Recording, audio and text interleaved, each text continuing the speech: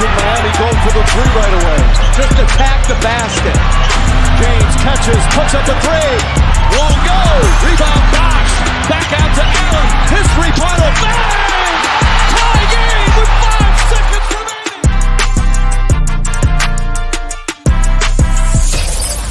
Welcome to the Ultimate Super Coach and Fantasy Sports Show. You are now listening to the Insight Fantasy Sports Podcast.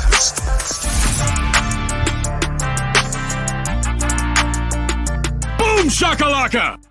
Yes, g'day guys, and welcome back to another episode of the Insight ANZPL show. The show is brought to you by the Standard Squeeze, helping you drink responsibly and conveniently. And of course, Ryan from Astute Newstead, looking after all your finance and brokerage needs.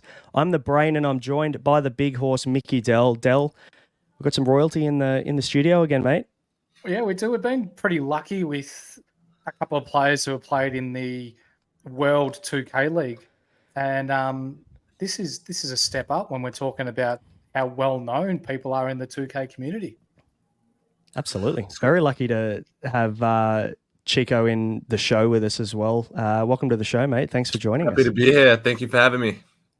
Anytime, mate. We're very excited to kind of rip into a few comments and questions around what you've been up to recently. I know that you've been over to the States and you've had an experience that I'm sure that a lot of us that play 2K regularly would love to have or dream of having. So we'd love to rip in and talk to you about that. But before we do, guys, if you're watching, please hit subscribe, please hit like, comment if you have any questions for Chico as well. I'm sure we'll get those questions to him and he will happily answer them for you.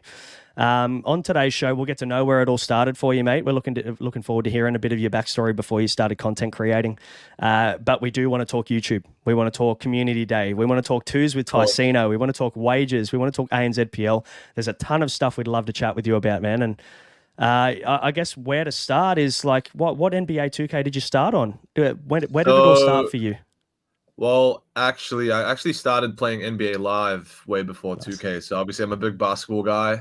Been playing basketball since I was like 5.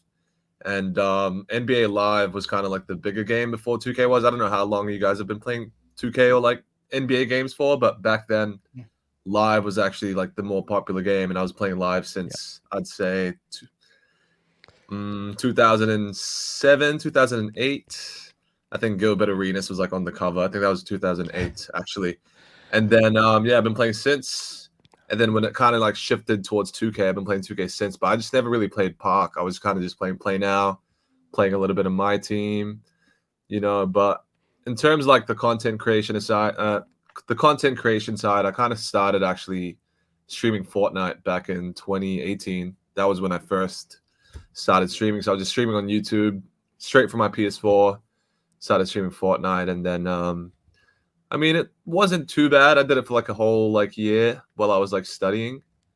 And then, then 2K19 came out and I thought, oh, you know what? Like I could try, stream 2K19 and see where it goes.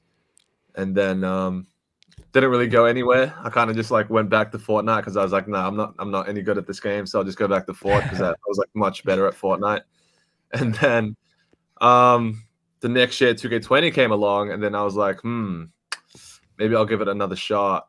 And then, 2K20 was kind of like where everything happened because I was actually already good friends with, you guys already know, Ticino. He's obviously probably the most well-known ANZ, 2K content creator in the region. But I went to the same intermediate school as him, which is like year 7, year 8 over here. And, and obviously we did those wages and that's where everything kind of like sparked off and started. And I kind of just like carried on from there. 2K21 was a big year for me, probably my biggest year, but because after the whole 2K20 like wager thing happened, which by the way was like an accident because I was never meant to go to New York like to do those wages with him. It was obviously his duo Zernick, who also plays in the ANZPL. He was meant to go with him, but they had like some sort of beef at the time. And then I was only 2 months actually because obviously I stopped playing 2K. And then 2K20, I started off playing as a center, which was my first time ever. And then, I was only 2 months into playing the game. And then he asked me to go ahead with him. And fly to the States to play for like thousands of dollars for like wages, and I'm like, yeah, I don't know, mate. I think you should just go take Z. But then he really pushed me to it. He's like, nah, like I'm not taking him because they were like really beefing at the time. And then I was like, if you got nobody else, then I'll go with you. And then yeah, that's where everything started, you know? That's cool. That's a blessing in What a disguise, story. isn't it? It's Yeah. funny, this situation.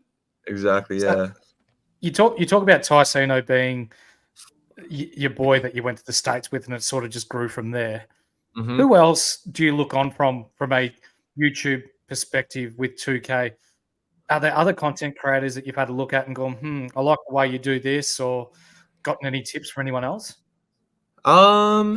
Honestly, not really, because personally, I don't actually watch a lot of 2K like content in terms of like the YouTube side of things. Like, I'll watch like a few streams here and there. Like, I used to watch like a lot of like, you know, like back when Aiden still streamed 2K. But in terms of like actual 2K content, I never actually watched. I wouldn't say I was like much of a viewer. I just enjoyed like playing the game, and I think that's why I kind of like, you know, like I told myself if I could stream Fortnite, like, you know, if I start enjoying 2K, like I'm sure I can like start streaming it myself, type of thing. Yeah, and I always tried to be like, you know, authentic. I don't really want to like copy off anybody. Just, you know, just wanted to be my own person and do my own thing. Yeah. And it's worked out brilliantly for you. Doesn't it? You know, Yeah, thank you. you've done Cheers. incredibly well, man. You built up to, I think, I don't want to sell you short, 137,000 subscribers on YouTube. Is that right? I think I looked the Savo. So Yes. I'm sure it's pumped up from then. We'd love to dive into that and kind of have a little bit of a chat around that, because a lot of people have a goal to want to build up a massive following. They want to stream. We see people streaming on Twitch more than ever now these days. And I'd love to know what got you into content creation. Was it Tyceno? Was it that kind of stuff? Or you said you started with Fortnite, right? So maybe it was before 2K. No, it was actually, yeah, it was before 2K. So basically, I was, because I've always just been like a gamer. I just spent a lot of hours on gaming, and then I think at the time, 2018 was actually when streaming started kind of becoming more and more popular with like Ninja. It started becoming more and more mainstream, and you know, people started trying it out. And I guess that was when I realized I was like, oh, I'm spending so much time, you know, so many hours like gaming. I might as well like see if I can make it like worth something, and see if I can like take it somewhere. And then obviously streaming for everybody, I feel like starts off as a hobby. Like it was a hobby for me. I was just doing it for fun. Like I was still studying. And then back when COVID happened, like I was kind of because I was actually doing a photography job at the same time. I'd be, you know, I'd be doing the photography job, I'd be studying, and then I'd be like streaming whenever I had like free time. And then COVID happened, so all that stopped, and all my time just went into streaming. And then I feel like everybody that was already streaming kind of got like a big boost from COVID, just because, you know, the viewership just skyrocketed from people being stuck at home and stuff like that. And yeah, been doing it full time since. So That's yeah, it's awesome. worked out pretty well, So- thankfully. From a streamer's point of view, there's usually one video that goes viral, the one that sets you up, the one that Absolutely. gains you views. What was that for you? For me, it was like pretty much a movie. Not like a movie, but like it was pretty much like a compilation of like the wages, like the, you know, starting off the wages with Tyceno, like how we lost in the beginning, how I was like airballing and stuff like that, how I was getting like roasted by the community, and then how that turned into like us actually redeeming ourselves towards the end and like actually winning like the big ones that mattered. And yeah, people really like that. Yeah. That's incredibly smart marketing, like whether you meant it or not. For sure. I think, you know, the one thing I would have loved to 100%. know would be like what made you stand out, you know, like you're obviously thinking about how you can be different. It's such a saturated market, right? Like everyone's streaming. absolutely. Everyone loves 2K Absolutely. content, so everyone wants to do it. Is that what made you kind of stand out? Is that you kind of roasted yourself and took the piss a little bit out of Yeah, yourself? I mean, for me, the thing is, any publicity is good publicity, and if you know how to like, you know, turn that into your favor, like you can definitely take advantage of it. Like, obviously, there's like boundaries to that, but for me, like I was getting like back then, it was like peak 2K, COVID. Everybody was watching the wages. You know, it was like tens of thousands of people. So obviously, people were seeing me like selling and stuff. But I was just like, you know what, whatever. Like I'm still gonna make content. And then like that video that I did, like, you know, it blew up. kind of put me on the map, I'd say, and it worked out. So I kind of just That's like cool. carried on from there. Yeah. Good on So what you're saying is I'll eventually stop selling and get good. So I'm just gonna keep trying. Pretty much, yeah. I mean, the selling thing was what I was known for, like initially.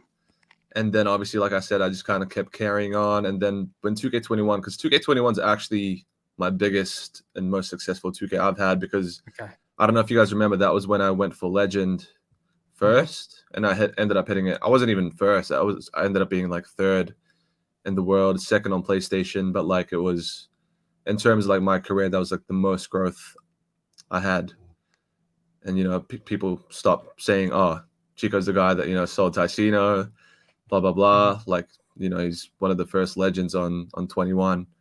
And then I've just kind of carried on through the years. Yeah. That's awesome. Yeah. I'd love to know if you have any tips for other creators. You've talked a little bit and given some insight already into what kind of got you to where you are right now. But it's like, the guys that are grinding and they're streaming every day and maybe they're just not getting where they want to get. Do you have any advice or something that maybe helped you that had helped these guys?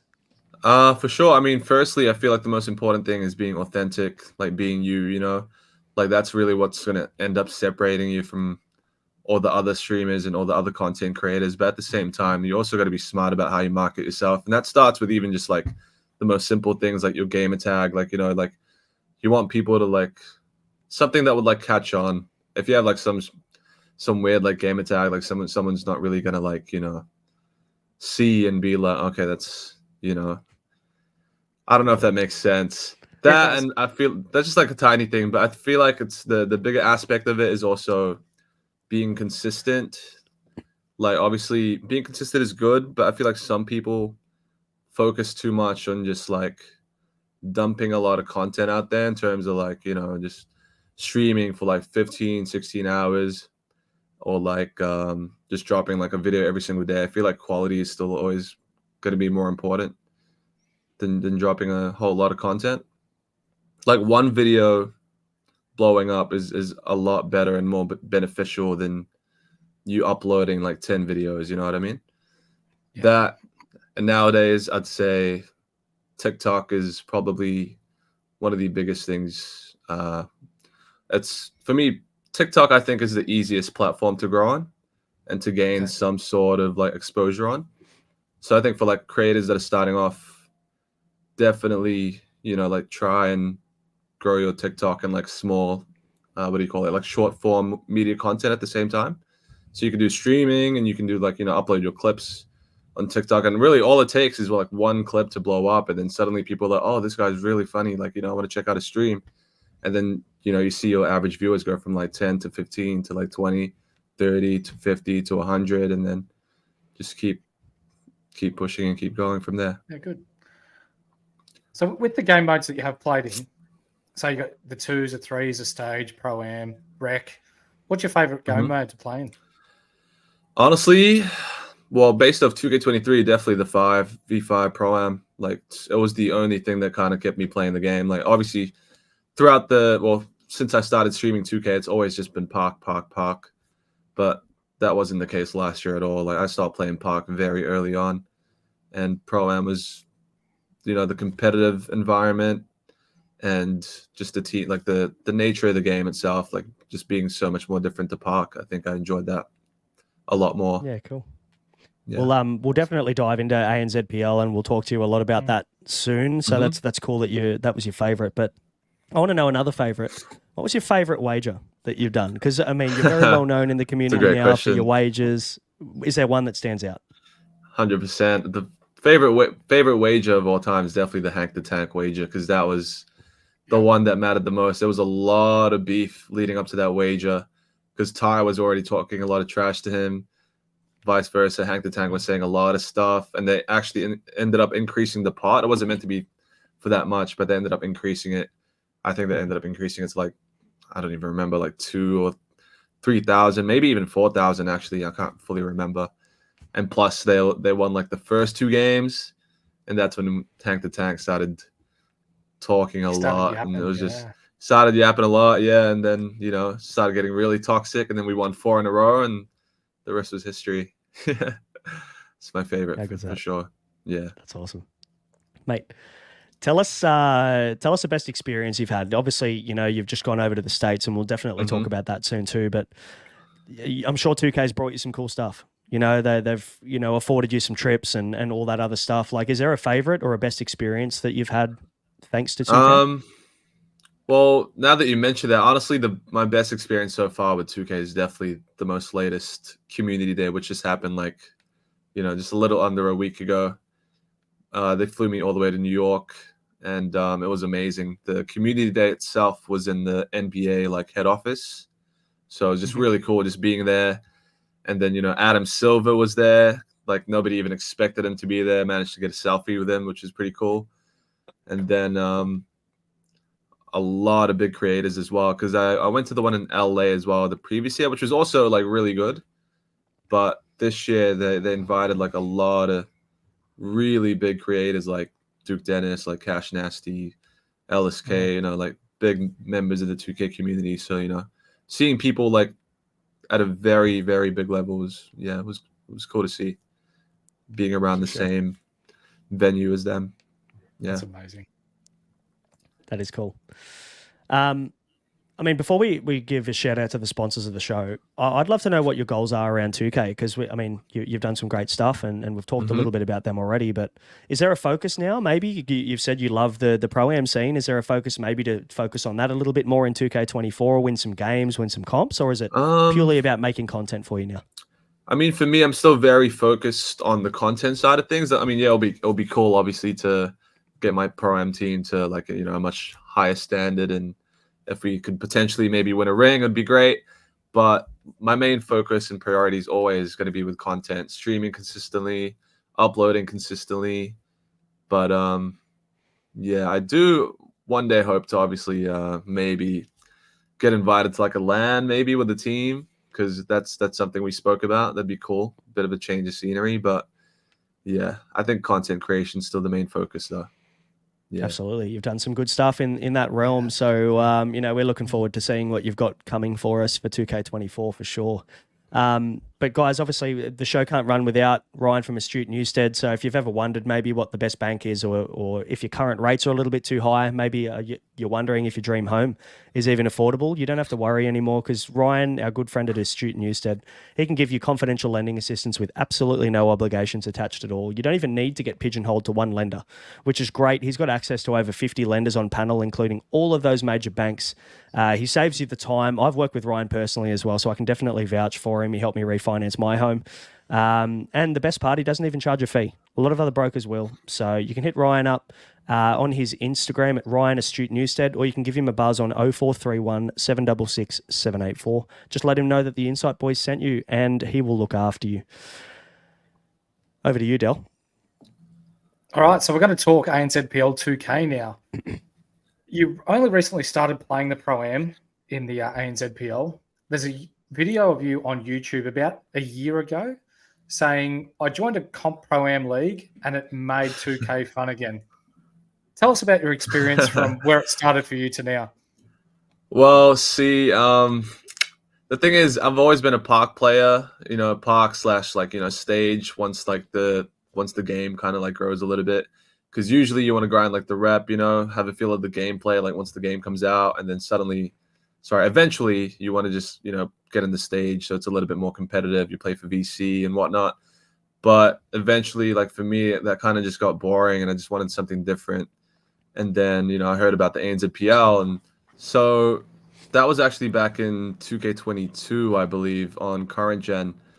And, I just asked people from my chat and asked them, do you guys want to make a team? Does anybody want to make a team? I want to enter the ANZPL and see how, see what we can do. I'll run guard. Anybody else want to join? We can just try it out and see what happens. And actually, our first season, we ended up making it to the semis, which was, not expected. Although it was current gen, and I was aware that next gen was really where the competition was in terms of Pro-Am. But that really, opened my eyes to a whole new dimension of the game, which is cool to see, because I was like, oh, I don't need to just be stuck playing park 24/7. And yeah, I really enjoyed it. Yeah, awesome. That's cool. I've seen a video, and maybe I don't know whether you've seen much of our stuff, but we luckily had the privilege of interviewing Harry, who played for NBL Oz Gaming in the 2K League this year. So we did a bit of an interview with him a couple of weeks ago, and one of his videos was trolling you a little bit. Oh, really? Where Jono went into the there's a chat or whatever it was, and they tricked you into playing them. Yes. And I watched that video, and you got stitched up, mate. I'm on your side. Tell us a little bit about that. Have you had much interaction with Harry since that happened? Like, what's going on there? Yeah, I mean, I'm actually I'd say I'm quite close with Harry. I actually, cool. messaged him like right before he had like when he got drafted to the league. I messaged him, congratulated him, and then right before he played his first game, and then you know how they made the final, which was incredible, by the way, for their first ever season together. Messaged him as well, like wishing him good luck. But when that happened, because Harry actually pops in and out of my stream sometimes, and we were just looking for a matchup, and then I thought I was just matching up with some other team, and then it turns out it was No Way Out, which is like obviously one of the best teams in the entire league, and we don't need to talk about what happened after that. We won't put you through that, mate. Yeah. It was, but good content nonetheless. Speaking of content, is there a plan maybe to put more ANZPL content or more Pro-Am content together this year? Absolutely. Because, at the moment, my goal is to actually, I'm thinking about being one of the first, like, I don't know if you guys saw the whole new rep system, but potentially being one of the first to hit top 10, depending on how hard it is.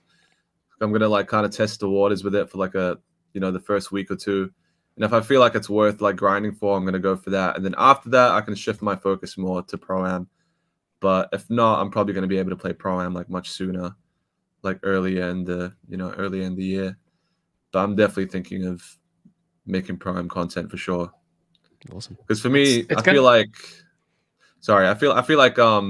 for me, I'm better off putting out content that I enjoy making, and Pro-Am is the game mode I actually really enjoy. Like I said last year, that was the only game mode that I actually made me want to keep playing 23. Like without it, I would have stopped playing much earlier. So yeah, 100%. It's going to be pretty hot this year given the crossplay consoles. It's going to be great. Yeah, for sure. It's going to be not just the best players from PlayStation, but the best players from everywhere on every console, pretty much. Absolutely. It's going to be a lot of new teams. So, yeah, looking forward to that. Yeah. We're talking, we spoke earlier about, ANZPL 2K and favourite players to play with and all that sort of jazz. We're going to put this to you now. Who is your favourite player to play 2K with? Favorite player to play 2K with? Yeah. I'm gonna have to say my duo, Tidzy. He actually plays Pro-Am as well, but we've been playing twos.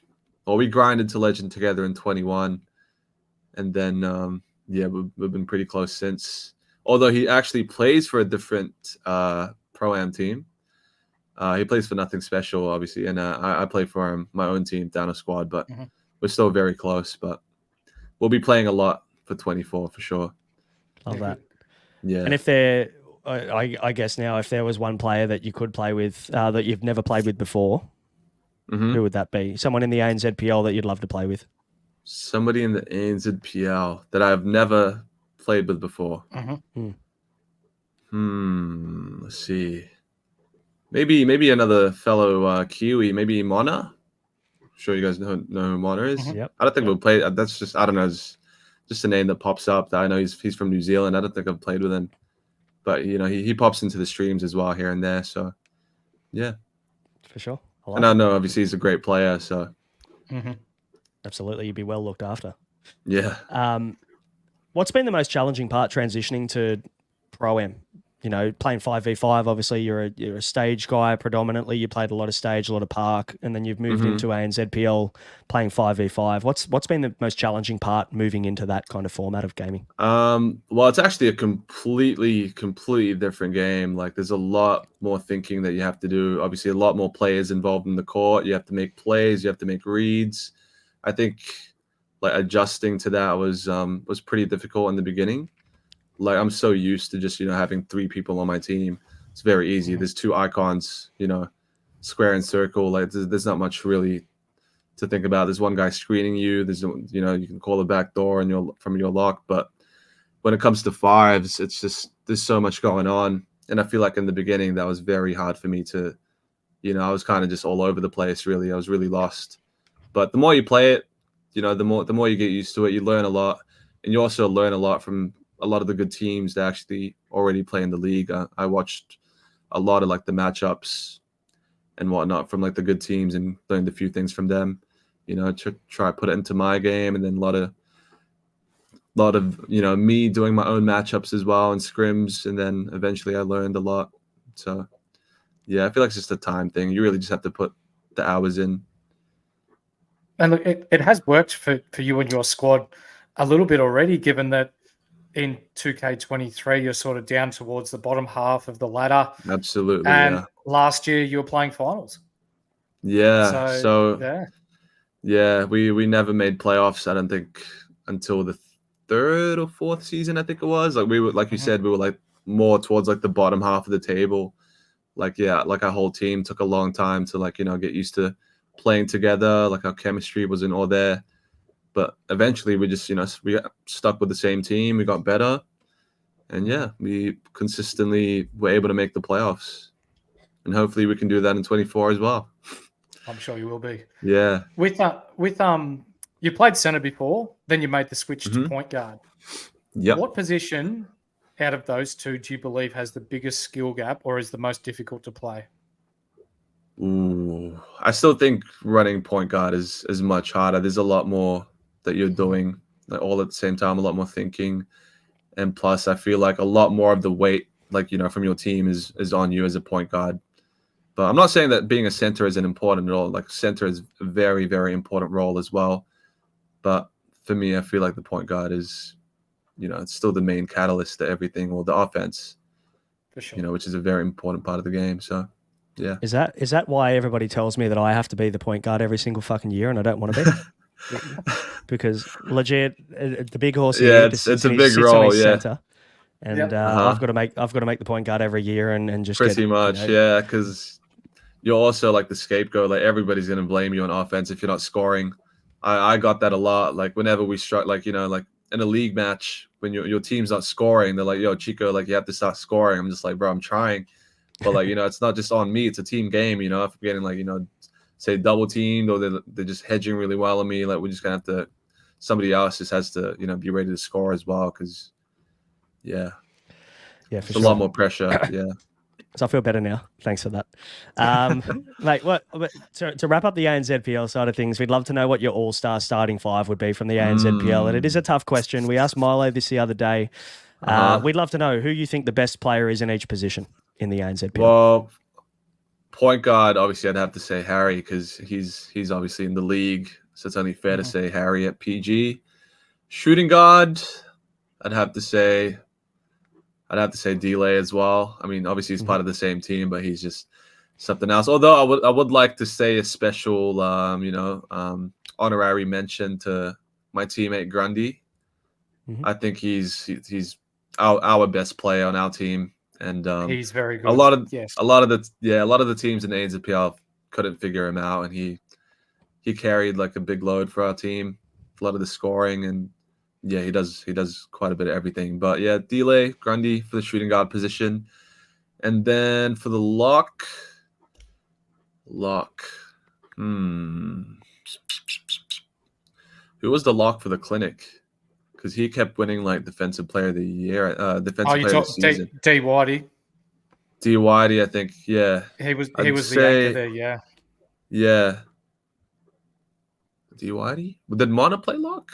I'm not sure if Mana played lock, because Mana was playing a little bit of everything, wasn't he?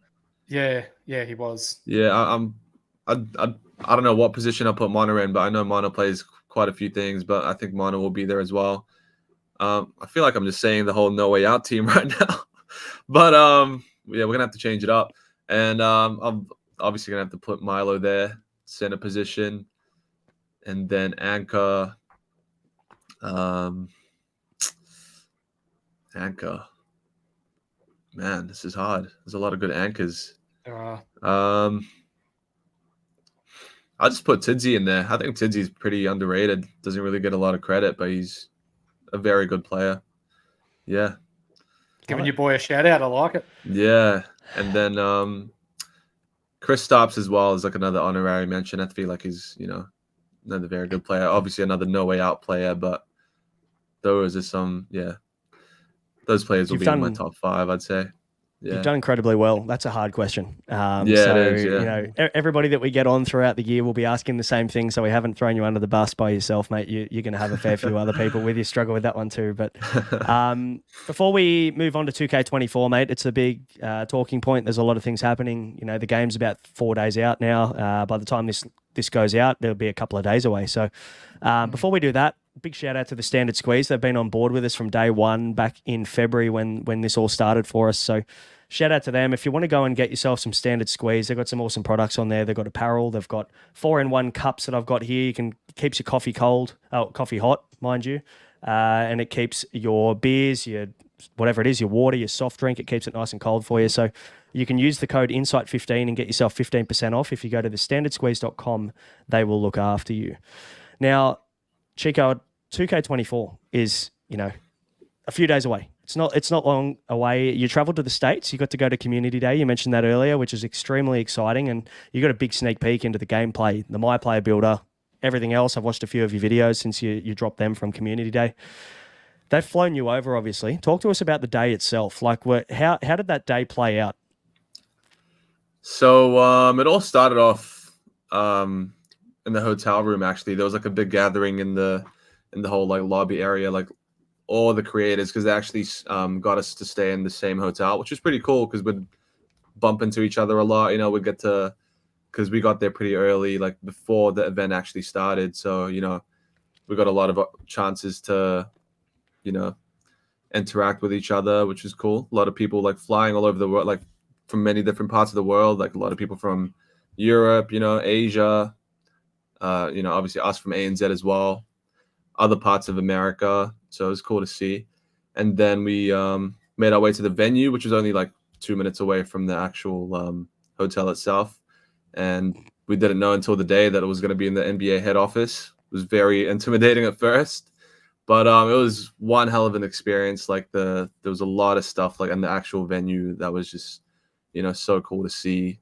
A lot of like memorabilia and stuff, and just being obviously for a big NBA fan like me as well, just being, in the NBA head office is just, I was lost for words, honestly, just being there. And we got to test the game out, test the builder, which was majority of where our time went. I was honestly just sitting there for like 6 to 7 hours, like working out the builder. We got to there was like a rec tournament as well, which is pretty cool. That was the first time there was like a multiplayer mode in any Community Day. So that was cool. There was like a tournament, and I think the winners were actually able to receive a logo on the first day. But unfortunately, my team didn't win. but it was a good experience, teaming up with a lot of, people from the community. Alice K was actually on my team as well, Mo Buckets. Oh, cool. And a few others. I can't fully remember who else was in my team, but it was cool. And then as the day went along, Adam Silver like popped out of nowhere, like I mentioned earlier, which was such a surreal like experience. Nobody expected him to be there. And then if that wasn't crazy enough, they bring out like the official like Larry O'Brien trophy, like the finals trophy, like the actual thing. Like at first I was like, oh, that's got to be like the replica. Like there's no way that's the real thing. And then we asked around, they're like, nah, it's the real thing. Like this guy like that was like holding it, like had to like wear like gloves, like we couldn't touch it and stuff like that. But yeah, it was super wild. Yeah, it was such a sick experience, and was very grateful to be a part of it. For sure. So a lot has changed from 2K23 to what we're seeing so far with 2K24, from the badge system to the My Player Builder and gameplay. Mm-hmm. One, what changes to the game are you most excited about? And two, talk us through those changes. I think the number one thing for me that I'm most excited about is still the rep system being brought back, because we haven't really had that since 21. Like, I feel like the last 2K where it really mattered with, what your rep was 2K 21 current gen, and then 21 next gen dropped. Like, nobody really cared about rep, and then they introduced the new like seasons, which was like level 1 to 40 and 22 and 23, and then everybody was looking for the rep system. Like, that was like, I feel like one of the main things people like wanted to grind for like long term. And without that, I feel like the game kind of got boring a lot quicker. So that being back now, I feel like people have more reason to, grind throughout the year. And hopefully that should mean that more people actually play the game for like a longer period. And hopefully, it means that the community will last longer playing the game. Yeah, for sure. Yeah. Absolutely. Now, you've already put up, Del, you've already put up a My Player Builder video on your channel. Mhm. I like it. It's probably going to be my starting build, to be honest with you. Cheers, appreciate that. Are you going to start as a small guard this year? Are you locked into that? Absolutely, yes. I love being a small guard. Like, there's a lot of I've seen a lot of other good builds though, like in those 6'6" ISO builds, but I've never really been an ISO guy.